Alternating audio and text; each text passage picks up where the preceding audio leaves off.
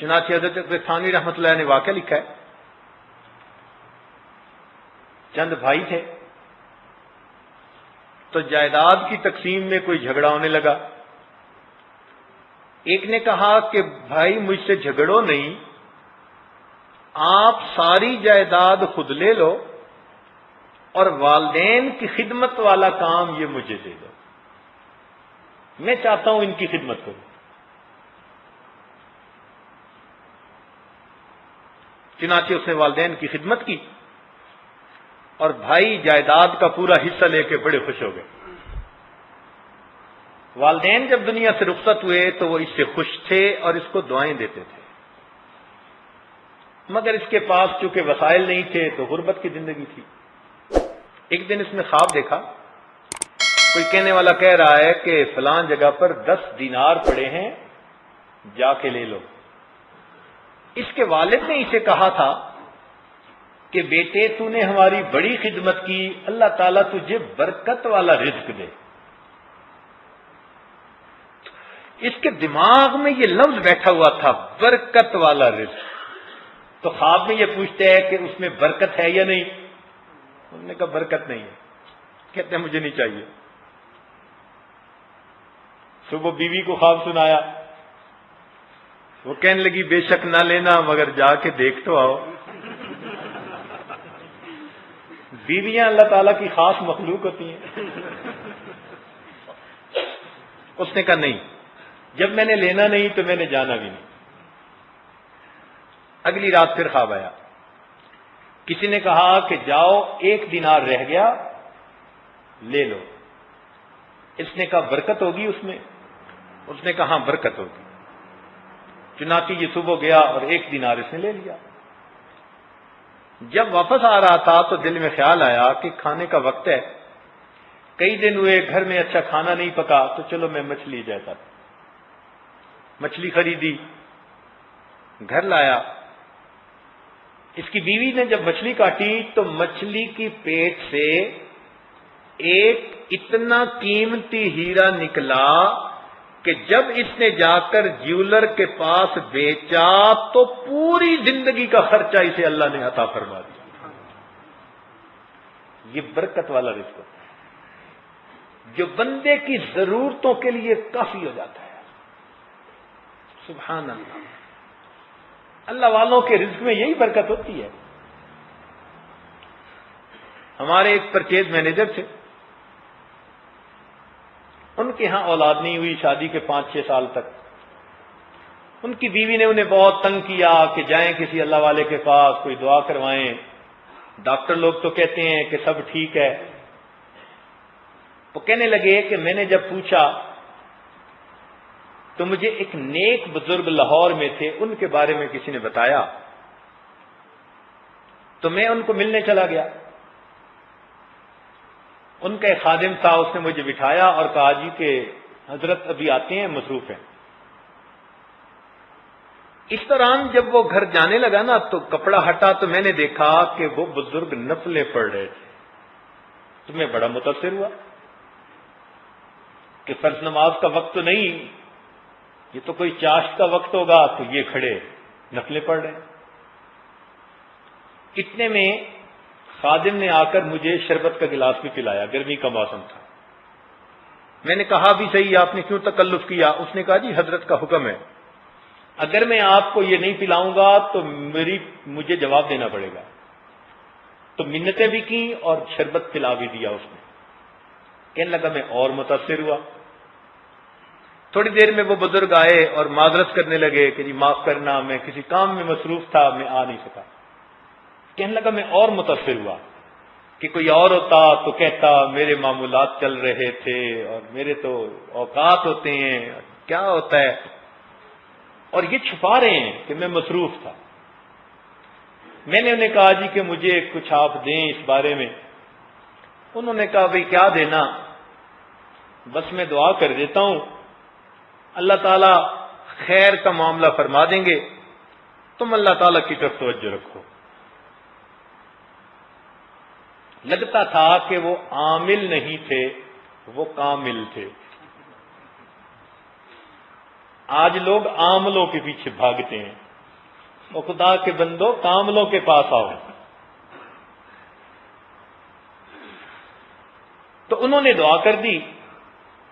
جب میں رخصت ہونے لگا تو میں نے ان کو اس زمانے میں 5 روپے ہدیہ دینا چاہے.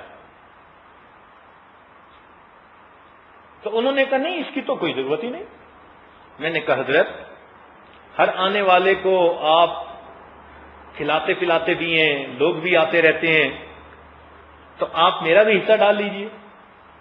وہ کہنے لگے نہیں نہیں, میں کچھ کتابوں کا بھی کام ساتھ کرتا ہوں اور اللہ تعالیٰ اس سے مجھے 50 روپیہ مہینہ کے دے دیتے ہیں اور میرے پیسے تو ختم ہی نہیں ہوتے.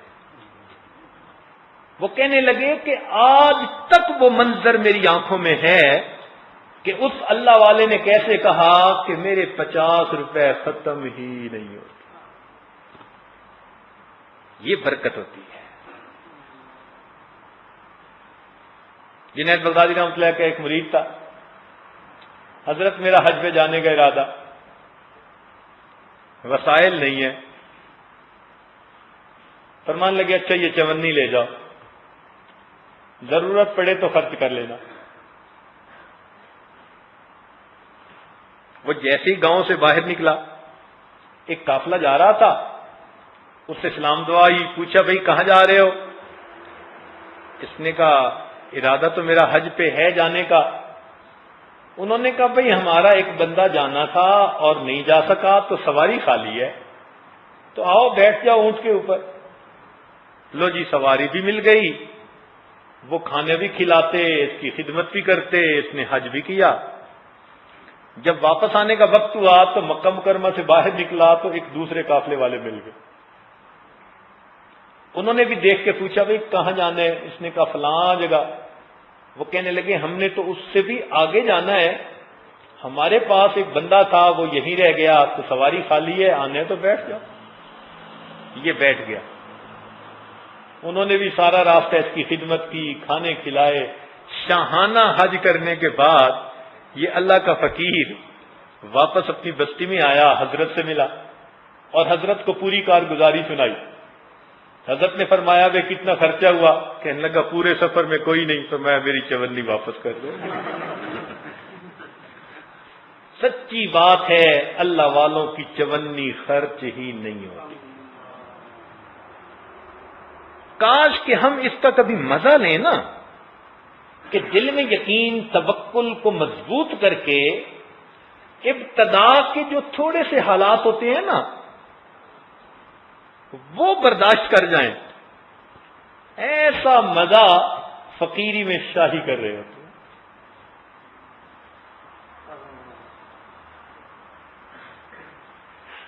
ہمارے سلسلہ کے ایک بزرگ تھے حضرت خواجہ عبد المالک چوک قریشی والے. ایک تو حضرت خواجہ عبد المالک صدیقی رحمۃ اللہ تھے, ان کے پیر بھائی تھے. یہ دونوں ایک شیخ سے بیعت تھے, ان کے خلیفہ تھے. یہ اپنے شیخ کی بکریاں چراتے تھے اور انہوں نے اپنا نام بکڑوال رکھا ہوا تھا. اس پہ خوش ہوتے تھے کہ بس میں شیخ کی بکریاں چراتا ہوں. 12 سال بکریاں چرائیں. خیر 12 سال کے بعد ان کے شیخ کو خواب میں نبی علیہ السلام کی زیارت ہوئی. حکم فرمایا کہ عبد المالک کو اجازت دو, خلافت دو. اب اجازت و خلافت کے بارے میں یہ حضرات جو ہوتے ہیں نا, یہ اپنی مرضی کے مالک نہیں ہوتے, یہ امانت ہوتی ہے. اور جس کی امانت ہوتی ہے ان تؤد الامانات الی اہلھا, اسی کے اشارے پہ آگے کہتے ہیں صبح اٹھے تو ان کو خلافت دے دی. اب پڑھے لکھے اتنے نہیں تھے, یہ نیک تھے, صالح تھے, مگر علم زیادہ نہیں تھا. تو انہوں نے دل میں سوچا کہ بھائی حضرت نے تو مجھ پر شفقت فرمائی, میں تو اس کا اہل نہیں, بس میں حضرت ہی کے پاس رہوں گا اور حضرت کی خدمت ہی کروں گا, میں اس دعوت و ارشاد کے قابل کا. ایک سال اسی طرح گزر گیا. ایک سال کے بعد عشاء کے بعد اپنے شیخ کے ساتھ بیٹھے ہوئے ہیں کہ اچانک خواجہ فضل علی قریشی رحمۃ اللہ نے ان کو غصے کی نظر سے دیکھا تو کہنے لگے کہ میرے پاؤں کی زمین نکل گئی. یہ واقعہ حضرت خواجہ صاحب نے اس عاجز کو مسجد میں باوضو بیٹھ کے خود سنایا. تو اس عاجز نے خود سنا ہے. فرماتے ہیں میرے پاؤں کی تو زمین نکل گئی. میں نے پوچھا کہ حضرت آپ ٹھیک ہیں, خیریت ہے؟ فرمان لگے کہ مجھے ابھی کش میں نبی علیہ الصلوۃ والسلام کا دیدار ہوا اور فرمایا کہ عبد المالک سے کہو اس امانت کو تقسیم کرے ورنہ ہم اس امانت کو واپس لے لیں گے. تو لہذا اب تم یہاں سے چھٹی کرو, جاؤ اللہ اللہ سکھاؤ لوگوں کو. کہنے لگے میں رویا, حضرت ابھی تو میں ہی نہیں سنورا, میرا ہی کچھ نہیں بنا. انہوں نے کہا یہ ٹھیک ہے, مجھے حکم ہے بھیجنا ہے تجھے. کہنے لگے صبح ہوئی تو حضرت نے میری گٹھڑی بندھوائی, سر پہ رکھ کے مجھے روانہ کر دیا. روانہ ہوتے ہوتے میں نے کہا کہ حضرت میرے لیے رزق کی دعا کر دیجئے. خواجہ صاحب نے فرمایا, خواجہ فضل علی قریشی رحمۃ اللہ نے, ان اللہ مع الصابرین, اللہ صبر والوں کے ساتھ. کہنے لگے میں خانقاہ سے نکلا, گھر آیا. والدین بڑے خوش ہو گئے کہ اتنے عرصے بعد جوان بیٹا واپس گھر آیا. میں نے وہاں رہنا شروع کر دیا. اب سارا دن خود بھی اللہ اللہ کرتا, لوگوں کو بھی کرواتا. تو گھر میں تنگی, گھر والوں نے شادی بھی کر دی. اللہ نے ایسی صابرہ بیوی دی کہ جب گھر کے اندر کوئی فاقہ ہوتا تو وہ مجھے اتنا کہتی کہ کوئی پتے ہی لے آئیں کسی درخت کے. فرماتے میں پتے لاتا, میں بھی کھاتا, وہ بھی پتے کھاتی, پانی پی کے ہم گزارا کر لیتے. شکوہ اس نے کبھی نہیں کیا, اس لیے کہ وہ میری زندگی میں دیکھتی تھی کہ اتباع سنت اور تقوی 100% موجود ہے. تو وہ میرے ساتھ بڑی مطمئن تھی میری بیوی. اسی حال میں ہم زندگی گزار رہے تھے. اللہ کا کرنا کیا ہوا, ہمارے قریب کے گاؤں کا ایک آدمی حضرت خواجہ فضل علی قریشی رحمۃ اللہ علیہ کی خانقاہ پہ کچھ دن ٹھہرا ہوا تھا. اس نے گھر واپس آنے کی اجازت مانگی. تو حضرت خواجہ فضل علی قریشی رحمۃ اللہ علیہ نے ایک 20 کلو کا گٹو, بوری چھوٹی گندم کی, وہ اسے دی اور ساتھ ایک رکا بھی دیا اور فرمایا کہ عبد المالک کو دے دینا کہ یہ ان کی لنگر کے لیے ہے اور یہ رکا بھی دے دینا. اس نے کہا بہت اچھا. کہنے لگے گرمیوں کی دوپہر میں گھر میں تھا, اچانک دروازہ کھٹکھٹایا, باہر نکلا تو مجھے پیر بھائی ملا, پسینے میں شراب اور سر پہ بوری رکھی ہوئی. میں نے کہا خیر ہے.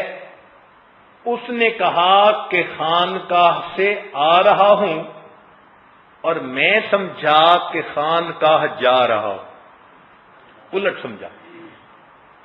میں نے کہا دوپہر یہیں ٹھہر جاؤ. اس نے کہا بہت اچھا. میں نے اسے ٹھہرایا. اب میں گھر آیا, بیوی کو کہا کہ میرا ایک پیر بھائی مہمان ٹھہرا ہے اور وہ حضرت کی خانقاہ پہ جا رہا, تو اسے کچھ کھانا. اس نے کہا گھر میں تو کچھ نہیں. بہت سمجھدار بیوی تھی. اس کو جب میں نے بتایا کہ اس نے سر پہ بوری بھی رکھی ہوئی تھی اور لگتا ہے کہ خانقاہ کے لیے کچھ لے کے جا رہا ہوگا, تو بیوی کہنے لگی کہ آپ ایسا کریں کہ ان سے اجازت لے لیں کہ اگر اجازت دیں تو ہم اسی گندم کو پیس کے ان کے لیے روٹی بنا دیں. میں آیا اور میں نے آ کے اس کو کہا جی کہ آپ کی روٹی اسی گندم پہ نہ بنا دیں. اس نے کہا بنا دیں. وہ اپنی طرف سے سمجھ رہا ہے کہ دینی تو اس کو ہے ہی صحیح, تو یہ برکت کے لیے اسی کی روٹی مجھے بھی کھلانا چاہتا ہے. کہنے لگے میں نے گندم لی, میری بیوی نے گھر کے اندر جو گندم پیسنے کی چھوٹی سی ایک چکی تھی اس پر پیسی اور اچھی طرح صاف کر کے پورا آٹا پکا کے روٹیاں مہمان کے سامنے رکھ دی. پھر اس کو ہم نے سلا دیا. جب وہ سو کے اٹھا تو اس نے مجھے رکا دیا میں نے کہا یہ کیا؟ وہ کہنے لگا جی کہ حضرت نے یہ آپ کے لیے دیا ہے۔ تب پتہ چلا کہ وہ جو گندم تھی وہ حضرت نے ہمارے لنگر کے لیے بھیجی تھی اور ہمیں خود کھانے کو ملتا نہیں تھا، اور حضرت لنگر کے لیے گندم بھیج رہے ہیں۔ کہنے لگے خیر وہ تو چلا گیا، رکا کھول کے پڑھا تو رکے میں لکھا ہوا تھا کہ عبد المالک ایک بند جگہ پر اس گندم کو ڈال دو، رکا بھی ساتھ ہی ڈال دینا، اور اس گندم کو نکال کے استعمال کرتے رہو، اور اخیر پر لکھا تھا ان اللہ مع الصابرین۔ خواجہ صاحب فرمانے لگے میں باوضو ہوں، اللہ کے گھر میں بیٹھا ہوا ہوں، اس گندم کو میں نے ڈالا اور رکے کو بھی ڈالا اور استعمال کرنا شروع کر دیا۔ پھر لوگ میرے ہاں آنے لگ گئے، کبھی 5 مہمان، کبھی 10 مہمان، تو ان کے لیے بھی اسی میں سے، حتیٰ کہ پھر سالانہ اجتماع ہونے لگا، 3-3 ہزار آدمی میرے پاس آتے، ان کا کھانا وہیں سے۔ فرمانے لگے 40 سال سے زیادہ وقت گزر چکا ہے، اس وقت بھی وہی گندم استعمال کر رہا ہوں۔ یہ اللہ کا ایک ولی مسجد میں باوضو بیٹھ کر بتا رہا ہے۔